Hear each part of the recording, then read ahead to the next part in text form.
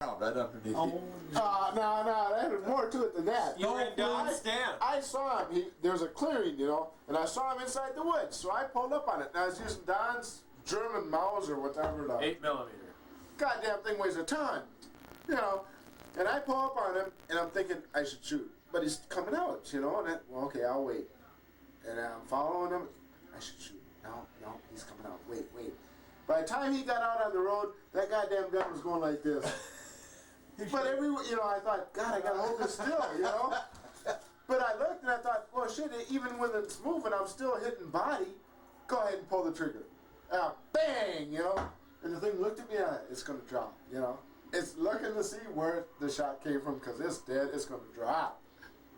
And it turned around and started going back into it. Trying to eject the shell, and the damn thing jammed up on me. I went down there, there's a hole in the road this long, and a little piece of white fur. I must have got him right under the belly. Oh, shit.